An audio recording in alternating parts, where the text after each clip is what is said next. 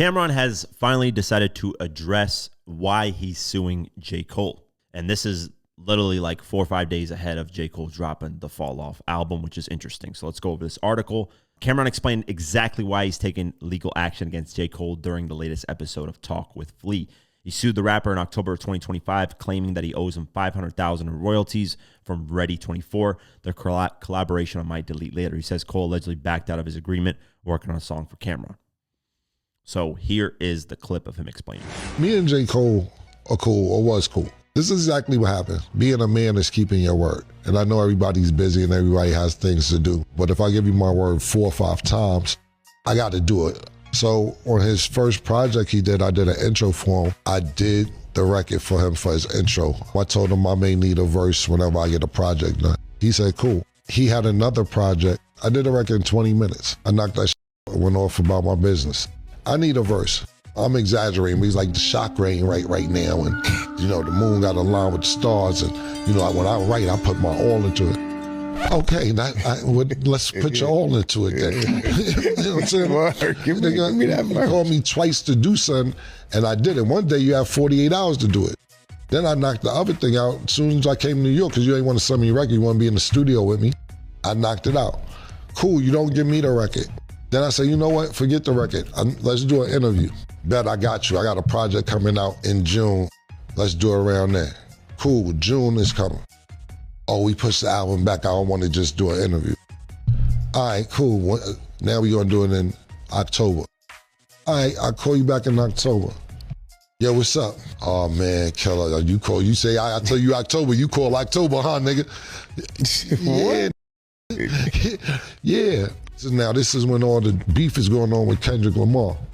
I can't do it now because I don't feel like talking about that right now. I said, look, I'll do the interview. I won't even bring that up. He says, nah, I can't do no interview and not talk about it. All right, well, when can I get the interview? Yo, February, definite. February, I'm dead out. February come. Yo, what's up? Oh, yo, I'm still working. All right, so I got tagged in this video by Mike. Shout out to him.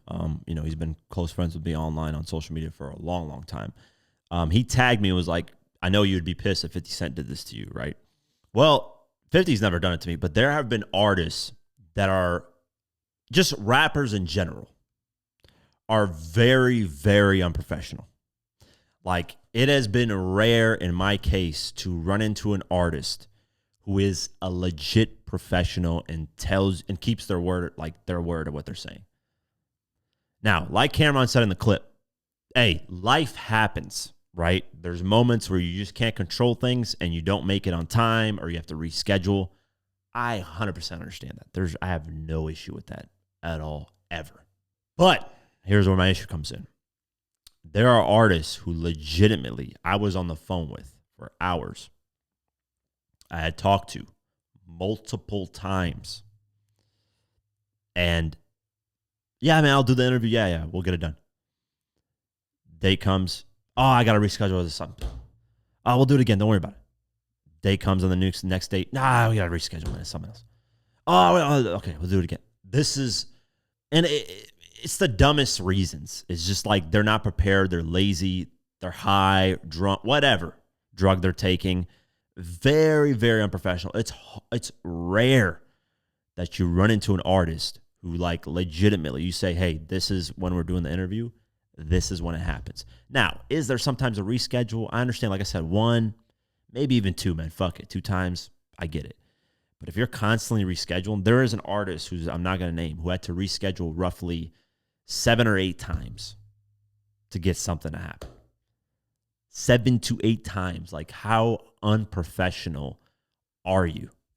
And you can see why some of these artists end up in the positions that they're in because they're not. I just had a video. I'm not even going to say the name of the artist because I can't do it. But I had a video Zoom call. This is an artist that I love. This is somebody who, as a kid, I looked up to. And, like, I'm not going to say anymore, but this is an artist who, you know, I've always enjoyed their music. Had a video call with them for the first time ever in my life. I was excited. There had been an opportunity presented. Hops on the video call, high. Face is like halfway on the camera. very half-assed, just like, was like, hey, cool, Quake, I fuck with you, diverse mentality. That's it. Like, it was just very half-assed. We didn't even get a chance to talk about the proper business that we wanted to talk about.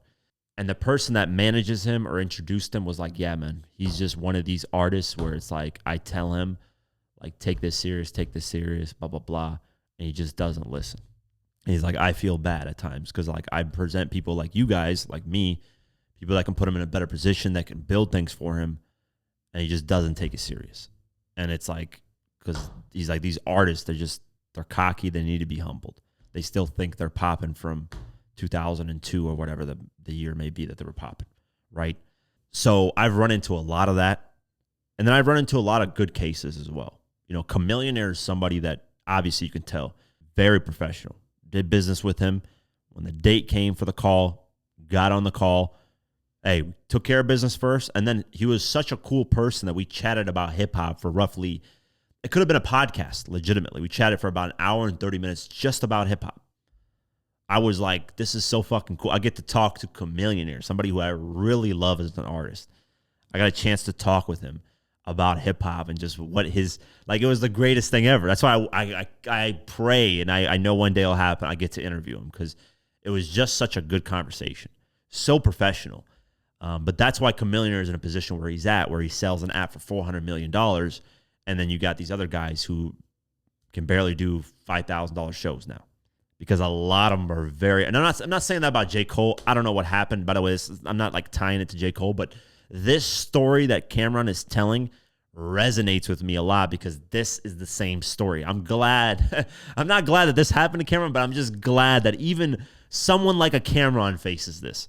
Because sometimes I think it's just me because I don't have that huge industry pull. I'm not this huge, insane platform where I have all these connections. Like, sometimes I think that's the reason why I get treated like this. But then I see Cameron talking about this with J. Cole. It's like, okay, so this happens across the board, no matter who you are. I say all that to say, this is one of the reasons why I never really cared to get into artist interviews like that. Because I could have pursued it a long time ago, and I did.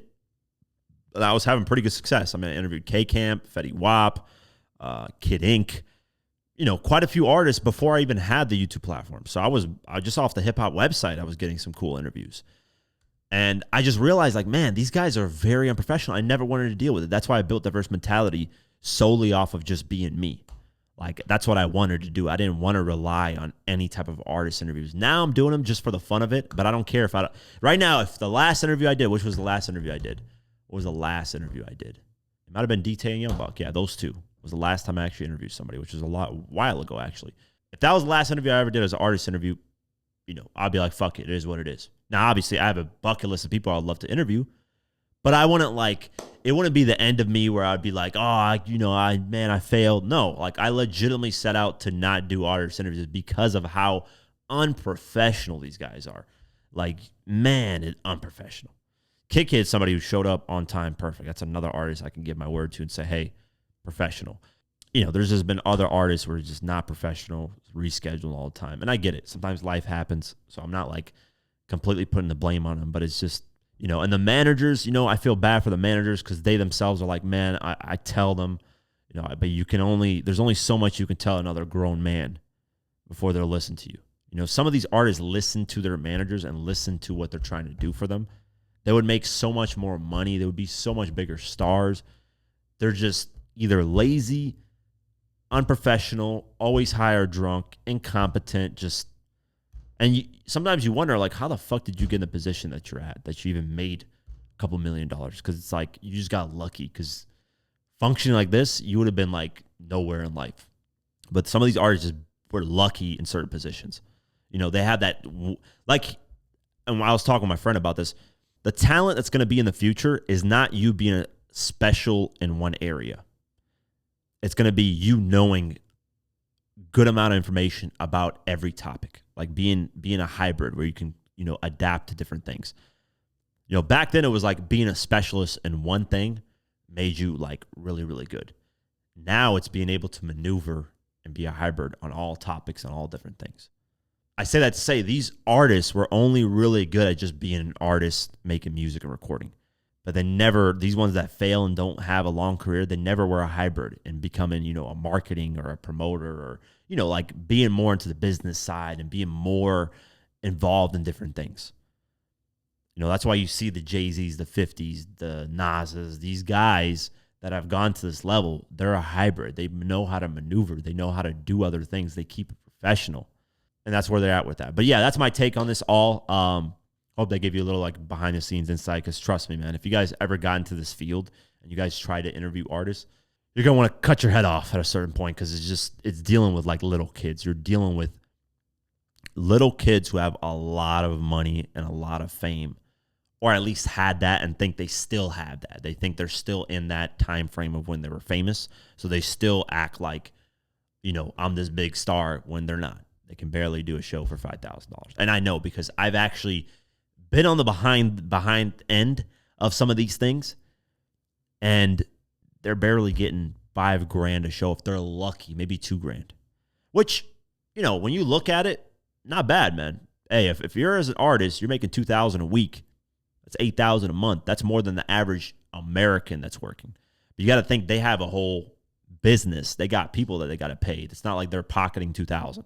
If you're making $2,000 a week, or let's just say you make $5,000 a week, that's not bad, man. $5,000 a week, that's $20,000 a month. That's pretty good money. Shit, that's very good money, actually. You're making what? 816. You're making $250,000 a year. Shit, that's for just making music, and performing it. Hey, that's good money, man. You're making well above the average income. You're in like the top 8% of earners. Good to go. But the problem is a lot of that costs money too. It's not just like, hey, they have a team of people, so they're probably, let's just say if they make $20,000 that month, they're probably pocketing $5,000 out of $20,000 and paying a bunch of people, or maybe at best $10,000, and half of it's going to other people. And that's the thing too. A lot of these artists are not aware of where, like, and man, that's why I say these past couple of months, I've been very busy working behind the scenes, because I've worked with some, like, I'm not going to say too much because I don't want to expose it too much, but I've just noticed that a lot of these artists, they don't know that they're missing out on all kinds of money, man. They're just like, they have no idea. Like, no idea. Like, they could be bringing in another 6 figures, another 6 figures here, another 6 figures there. No idea. And there's actually a huge artist whose name I'm not going to mention, huge, who is getting finessed behind the scenes in the website world. Like, getting finessed. And he has no idea about it. Which, whenever I talk to him, I'm going to make it clear that you are getting finessed. And we found out about this through other means, but regardless, just know I know my shit. I know my, my story, my history, and all that stuff. I know how to, get shit moving and cracking. But I say all that to say, yeah, like, these guys are not really on top of their thing. And I understand, to a certain extent, it is very hard to keep up with how much money you're making. Let's just say, you're at the level of I don't know, Eminem or Kanye West or Nas, or like I mentioned, Jay-Z, 50. Let's say you're at the level of those guys. They're bringing in so much money that there is going to be somebody pocketing and stealing something, and you're not really going to notice it. If like somebody, let's say you're bringing in $10 million a month, which these guys are easily bringing. That's not even a, a number that's out there. Let's say they're bringing in $10 million a month. You will find somebody finessing you out of $100,000 every month. But what is that? 9,900,000. So you won't really, will that really affect you? Will you really notice that like that? Nah, not really. So I don't really blame them, but and I know as you scale, it's harder to keep track of things, but yeah, man, that's where a good team comes in. That's where, trustworthy people, but hey, most people actually, sadly, about 70 to 80% of people are not trustworthy if they're put in a position to, manage things for rich people. They're probably going to pocket some money for themselves. That's why it's good to feed your people well, but even if you do, they'll still find ways to ask for more because they feel like they're entitled to more. But yeah, that's just the game. But yeah, I just wanted to talk about that, and we'll see what happens with this Cameron lawsuit. And we'll see actually if J. Cole addresses it in the album.